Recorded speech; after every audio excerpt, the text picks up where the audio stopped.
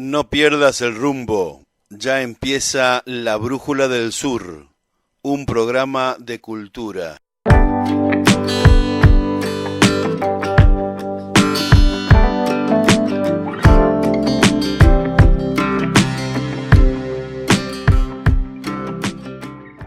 Ahora sí. Ahora sí. Pero, veo, tanto preparar, ¿para qué? No sé. Bueno, esas cosas que pasan. Eso es lo que tiene el vivo.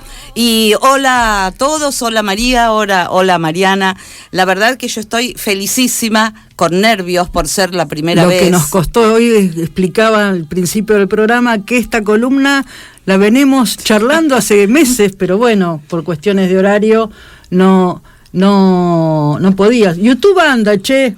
Ah, mira que... Capaz que algo se arregló, ¿eh? Bueno, es a nivel global, estaba escuchando. Sí, es algo que no nos pasa solamente a nosotros, por suerte. No, bueno, algunas cosas le pasan al mundo. Por suerte. No, y vos decías en qué orden. Bueno, a mí no me gustan demasiado las etiquetas. Depende del momento, los roles. Bueno, pero de alguna manera hay que presentarla. Sí, profesora de teatro, directora, actriz, dramaturga. Ah, miércoles, ¿vio usted? ¿Algo más? Algo hice. Algo hizo. Y 2 hijos. Bueno. Que ya también es un trabajo. Sí. Entonces acá estamos. No es soplar y hacer botella, decía un profesor de la universidad. Nada. Profesor, que alguna persona que por ahí nos está escuchando sabe de quién estoy hablando. ¿Qué nos trae, doña Cristina? Bueno, la verdad que primero agradecida, te decía, feliz, con nervios, por supuesto, y además como un tema amplio. Cualquier tema de la cultura es amplísimo y uno tiene que hacer un recorte. Y lo primero que me pregunté en ese momento, bueno, ¿de qué voy a hablar? De lo que significa la palabra teatro, de la etimología, del origen, de lo que es el teatro hoy actualmente. Entonces, bueno, pensé, siempre uno tiene que hacer un recorte, por dónde comenzar, ¿sí? Y decidí. Espero que estés de acuerdo, si no me levanto y me voy, no hay problema. Yo siempre estoy de acuerdo con el columnista. Bien, en esta primera emisión vamos a hablar un poco, abuelo de pájaro, de la historia del teatro de nuestro país. Un repaso rápido, por los momentos más trascendentes del hecho teatral. Porque, a ver, nosotros hablamos de teatro y pensamos en el teatro de hoy. ¿Qué está pasando? La gente va al teatro, leemos teatro, sin embargo hay que decir que lo que menos se lee respecto del género teatral es la lectura, sino fuera en las escuelas es muy difícil que un lector común lea teatro. Es cierto eso. Se lee muy poco. Entonces vamos a empezar, bueno, a mí hay algo que me apasiona que es la historia, también, además de... Y las primeras manifestaciones, podemos dividir a la historia del teatro, esto es muy aleatorio, muy personal, en varios momentos.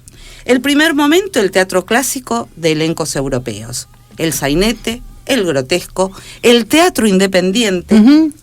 Después otro movimiento que es heredero de teatro abierto, de teatro independiente, que es teatro abierto, año 81, 81-82, con el advenimiento de la democracia deja de tener sentido. Sí, pero había que hacer teatro en esos años. Exactamente. Uno lo piensa hoy, pero había que hacerlo. Yo en ese momento estaba terminando mi último año de la escuela de teatro. Uh-huh. Y realmente fue un movimiento, ya vamos a llegar ahí, pero fue un movimiento realmente espectacular que además se replicó en La Plata. Y eso también fue importante. Después tenemos todo un movimiento de teatro en el que los actores no son actores profesionales, los directores por ahí sí, pero tratan de rescatar la historia y la identidad de una comunidad, que es el teatro comunitario, uh-huh, justamente. En estos tiempos, del 2000 en adelante, podemos hablar de teatro por la identidad, que es un movimiento que tiene su origen en Abuelas de Plaza de Mayo, sí, colaborando en la búsqueda por estos nietos desaparecidos. Y hoy, en estos tiempos de pandemia y de previo a la pandemia, podemos hablar de un post-teatro. Ah, mira. Un teatro postdramático. Un teatro que se interpela a sí mismo, un teatro en el que están presentes todas las manifestaciones del arte, con la poesía, el cuerpo, la voz, la palabra, la imagen, el cine, hasta el silencio. Claro. ¿No? Y bueno, esto es más o menos de lo que vamos a hablar así a vuelo de pájaro para en la próxima emisión ya vamos a hablar de teatro platense, pero de nuestros orígenes, los hermanos Podestá. Ahí está. Hoy algo hablamos, pero al principio también los nombré de pasadita, los Podestá, cuando hablaba de la primera obra del Teatro Nacional. Claro, bueno, hace poquito, el 5 de septiembre, se conmemoraron los 100 años del Teatro Cervantes, que es el único teatro nacional de la Argentina, que nace a instancias obviamente, de un elenco y de María Guerrero, que era actriz y productora teatral.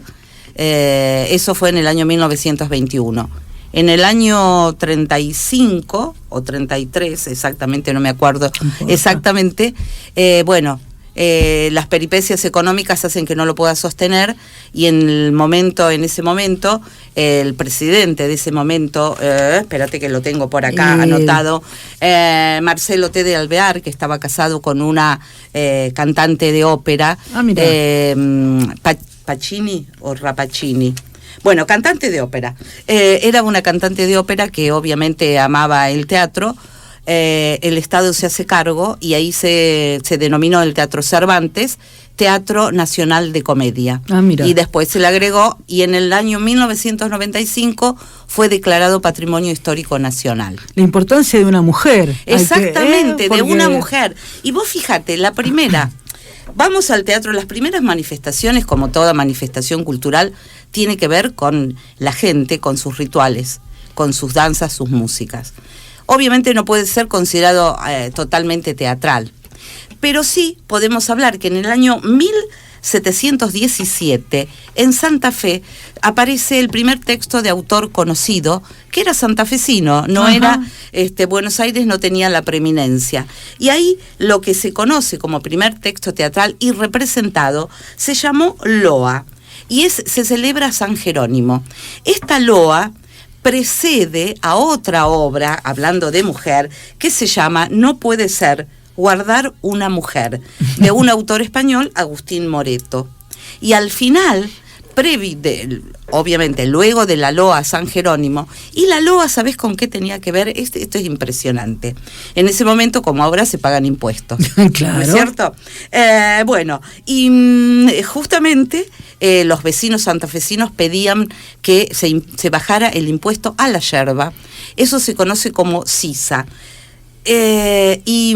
Por intercesión le rezan a San Jerónimo, y por intercesión de San Jerónimo, Felipe V interviene y suspende ese impuesto que dice que ordena que se suspenda el tributo, un impuesto deshonroso para los santafesinos, porque parte de ese impuesto, ¿a dónde iba? A la cabeza, a Buenos Aires. Claro. Bien. En esos tiempos, estamos hablando siglo XVIII, en Buenos Aires, que era época virreinal, no existía un teatro, así que el virrey Bertis lo que hace es crear el teatro de la ranchería, obviamente con repertorio español. Claro. Ahí por primera vez sube escena Siripo, de Manuel de Labardén, que después obviamente está el Teatro Labardén, toda una formación actoral a partir de sus enseñanzas, ¿sí? Y esto es una vertiente culta. Siempre tenemos que hablar de una vertiente culta y de una vertiente más popular. En la vertiente popular nace el Teatro de la Ranchería, que tiene poca vida porque se incendia rápidamente. Algunos dicen que fue intencional, con la obra El amor de la estanciera, claro, en el que aparece por primera vez el personaje gauchesco, aunque tiene reminiscencias españolas, ¿no? Pero aparece el paisano, el gaucho, la chica que se tiene que casar y no sabe, pide consejos, y ahí la madre y el padre le aconsejan a quién tienen que elegir. Estamos hablando de una época cercana a la Revolución de Mayo. Las primeras manifestaciones, entonces, decíamos, son elencos clásicos, de origen español, se presentaban obviamente y se representaban Calderón de la Barca, Moratín, Lope de Vega, algún Shakespeare, algún Molière, eso también. Pero si avanzamos en esta historia, llegamos a los años 1880, aparece la primera, el primer movimiento migratorio o inmigratorio europeo, donde aparecen obviamente distintos personajes con su habla popular, con su habla propia, y al mezclarse con con nuestra lengua, generan estos personajes que hablan, obviamente, que producen, ya sea en la calle o después en el teatro, a ver, no sé si burla exactamente, pero sonrisas y bastante risueños, ¿no? Esto es, además de presentar esa forma particular del habla, presentan también sus conflictos, su nostalgia, sus hábitos, sus costumbres. ¿Dónde sucede eso? Pensemos en lo que fue la gran inmigración, el hotel de inmigrantes, las casonas abandonadas durante la fiebre amarilla que se convirtieron en conventillos, un gran patio. En ese patio la gente se encontraba. Y ahí tenemos al gallego, al tano, al judío, al ruso, al gaucho. Estamos hablando de qué cosa, del sainete o género chico. Género chico porque en un comienzo también el sainete español, en ese sentido, tenía como objetivo, en los intervalos de los distintos actos de las obras clásicas, como un entremés risueño, porque saín significa etimológicamente engordar. Así que de ahí, para engordar el espectáculo, para hacerlo más divertido, más ágil, aparecían estas pequeñas obras. Pero me parece que es bastante lógico este progreso, porque lo que pasaba en la sociedad con los inmigrantes, era lógico que de algún modo se representara en el teatro, en la literatura. Por supuesto, porque porque nos pasaba todo. Exactamente, estamos hablando principios del siglo XIX, ¿no es cierto? Aparece también la música urbana, el tango, siempre hablando de Buenos Aires, ¿no? La música urbana, el tango, en estas obras, digamos que estaba como aceptado que apareciera la música, digamos, tradicionalmente donde se escuchaba el tango, en los lugares non santos, orilleros, burdeles, y solamente los hombres lo podían escuchar. Y bailar, y bailar, ¿no? Que hoy parece tan algo habitual que dos varones se puedan estar bailando, casarse, y te imaginás, principio del siglo XX, era muy loco. Perdón, del siglo XIX, era algo totalmente inaceptable. Pero justamente el teatro, ¿no? Si no, uno piensa, ¿qué significa la palabra teatro? Lugar desde donde se mira. ¿Qué se mira? Las emociones, los conflictos de quiénes, de las personas. ¿Dónde están representadas? A partir de estos personajes, que eran maquetas, porque eran personajes fijos. Y está tomado también, hay muchos autores que creen que la comedia del arte tuvo gran influencia, porque la comedia del arte es una comedia justamente con personajes físicos e improvisada. Los primeros sainetes tenían una fórmula fija de aparición de personajes, situaciones, pero no había un texto. Hasta que, Alberto Vacarezza, considerado el maestro del sainete, le da forma definitiva, ¿no es cierto? Y tenemos dos obras que aún hoy, antes de la pandemia, en el taller de teatro de la universidad se estaba representando Tu cuna fue un conventillo, de Alberto Vacarezza. Fíjate cómo nos refleja, porque es lo que fuimos. Y no podemos olvidar las raíces, por lo menos yo lo veo así. Pero aparte son obras clásicas, que no importa la edad que tengan, son clásicos. Son clásicos, exactamente. Bueno, esto en las grandes ciudades, fundamentalmente Buenos Aires. Tanto Santa Fe como Córdoba, Mendoza eran ciudades importantes a las cuales llegaban no solamente estas compañías, sino también elencos circenses. Claro. Lo que nosotros podemos llamar el circo criollo, que comienza siendo un circo tradicional, a la manera europea, y poco a poco, y tiene dos partes. Una primera parte clásica, malabaristas, payasos, músicos, domadores, etcétera, y una segunda parte de danzas y música, y que esa música y esa danza tenían que ver con nuestra identidad, claro, música nacional. Por eso, circo criollo. De este circo criollo, los hermanos Podestá, la familia Podestá, fueron los herederos y quienes uno recuerda totalmente, y además en La Plata cumplió un rol súper importante. Claro. En esta familia Podestá, sí, lo que quiero decir que se destacan obviamente Blanca Podestá y Pepe Podestá, con su famoso personaje el payaso Pepino el 88. Y en este circo criollo aparece a la pantomima de Juan Moreira, claro, se le pone letra, y ahí aparece por primera vez en versión teatral el Juan Moreira. Sigo insistiendo en nuestras raíces, claro, ¿no? Después llevado al cine, por supuesto, por Leonardo Fabio, hecho en miles de versiones en radioteatro. En los inicios estas eran obviamente costumbristas, realistas, casi a veces naturalistas, y se reflejan obviamente las relaciones sociales entre los grupos, claro, en diferentes grupos sociales.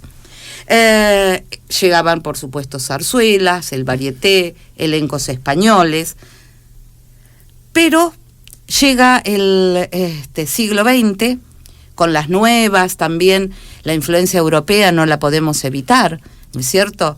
La influencia europea fue muy importante, y poco a poco los autores, los dramaturgos, se animan a contar otras cosas. Ya aparece la psicología, claro, del personaje, claro, ya no una maqueta, sino lo que les pasa interiormente, y a partir de eso es cómo se relacionan con los otros, cómo aparece el conflicto.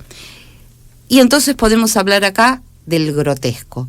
El sainete dio origen al grotesco, porque en el sainete gran comicidad, en el grotesco esa comicidad se transforma en tragedia, y obviamente Armando Discépolo, el maestro, tomado también con mucha influencia de Pirandello, ¿sí? Claro. Y yo le quería leer lo que dice Armando Discépolo del grotesco. El grotesco es el arte de llegar a lo cómico a través de lo dramático. Ah, mirá. Realmente lo dice en 1934. En el grotesco hay mucha alternancia entre lo cómico, por supuesto, y lo dramático. Y estas dos, el sainete y el grotesco, son las marcas del teatro argentino por excelencia. Pero el tiempo va corriendo. No nos quedamos con esto. Surge mediados a la par, casi podemos decir, del grotesco, el teatro independiente. ¿Quién es el representante? Leónidas Barletta, que venía con toda una influencia del socialismo. Claro. Se quejaban en estos teatros donde se representaba el grotesco, en los teatros oficiales, en el que había un productor que ponía el dinero, que pagaba a los actores, al dramaturgo, y apremiados obviamente por un estreno. Leónidas Barletta lo que intenta es que no haya un productor externo.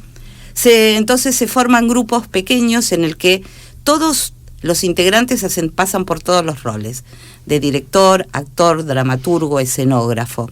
Y él considera lo siguiente: un teatro autogestivo.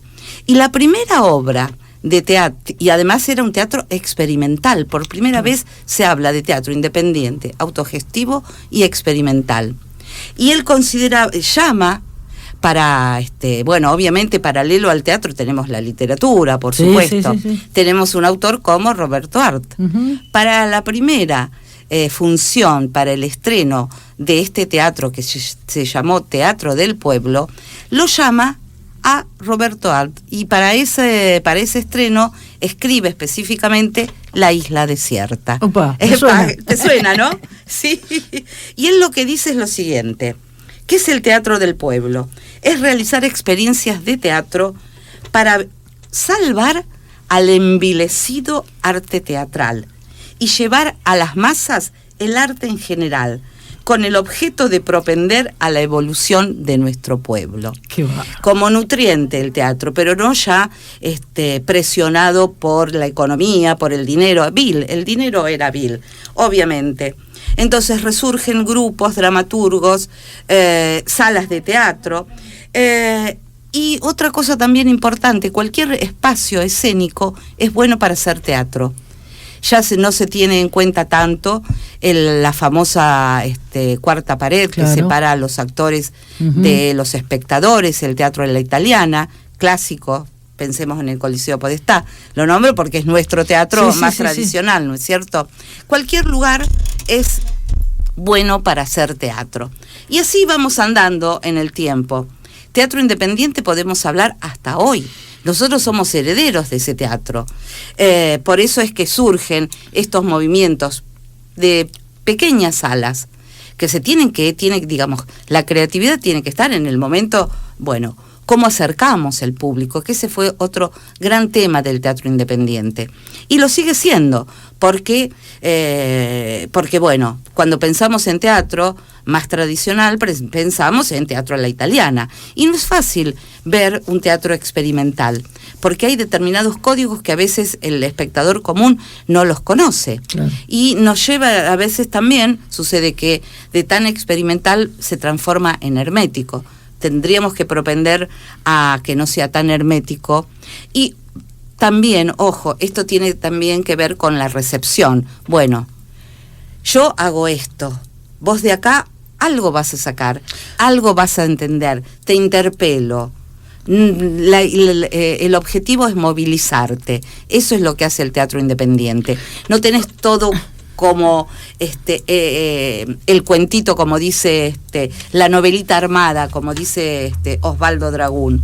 Sí, lo que pasa es que también tenés que buscar la manera de atraer. Exacto. Para que una vez que estén, bueno, ver qué te pasa a vos, pero cómo lo traes. Eso. Exactamente. Claro. Bueno, esto es de este teatro independiente. Yo no puedo nombrar a tantos que hubo, pero claro, sí quiero nombrar a Roberto Cosa, el gran maestro del teatro independiente. Y como maestro formador de actores, Agustín Aleso. Después tenemos Alejandra Boero, también. Bueno, montón, muchísimos, pero no me quiero detener para no nombrar. Si nombramos a dos o tres, tenemos que nombrar a todos y es inabarcable. Son los maestros. Sí. Y en esto de teatro experimental y cualquier escenario es bueno para la actuación o para decir algo, lo tenemos, por ejemplo, a Norman Brisky, que saca el teatro a la calle, a las fábricas, a los barrios, a las villas. Recién empezaban las villas, hablo de los años 60, claro, 60, 70. Y ahí surgió toda una corriente que se da en toda América Latina, sobre todo en Brasil con Augusto Boal, que es el teatro antropológico, aquel teatro que y contestatario, por ejemplo, hacían en un tren.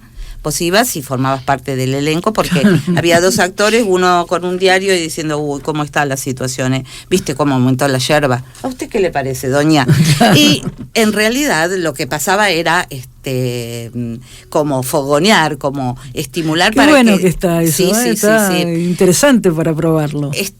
Espectacular. Nosotros, bueno, eso va a ser para otra charla, pero se hizo acá en La Plata también, en la cola de los, por ejemplo, en la cola de los bancos. Mira. Hubo todo un momento muy importante en La Plata donde el teatro tenía, bien. Sí, espectacular. Se llamaba justamente un proyecto Teatro a los Barrios y teatro. Y ahora, por ejemplo, tenemos lo que se llama teatro espontáneo, en donde, bueno, sucede algo y a ver eso que sucede.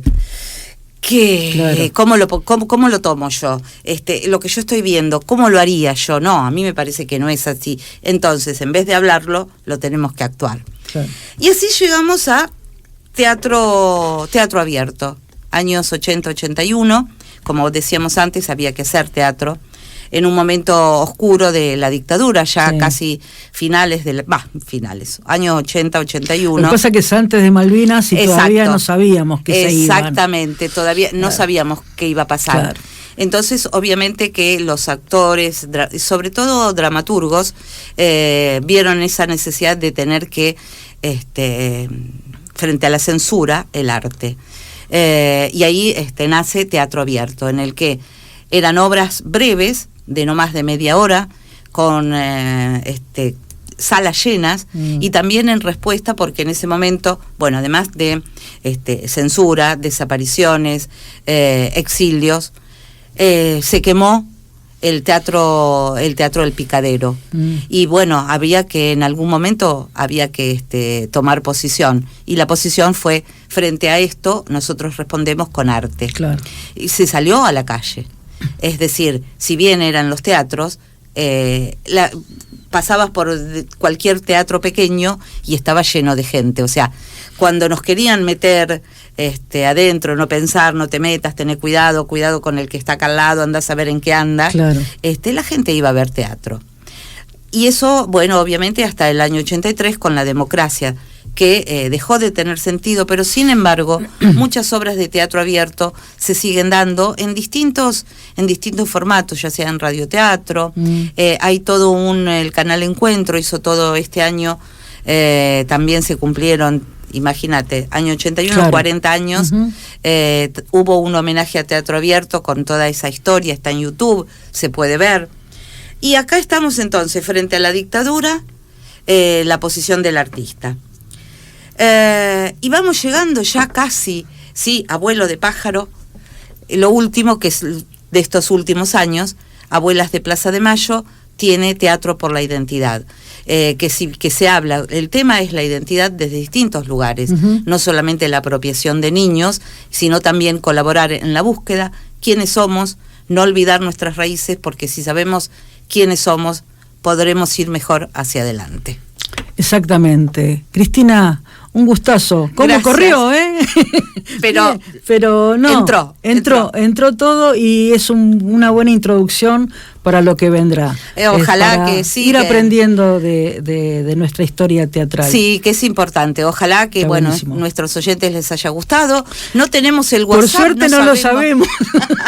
Ya lo vamos a saber. Algo apareció recién, ¿eh? El WhatsApp parece que está entrando en funcionamiento. Sí, me parece que se está queriendo acercar. ¿Qué te dije? El próximo programa va a recibir todos nuestros mensajes. Claro. Gracias, Cristina. Nos estamos viendo.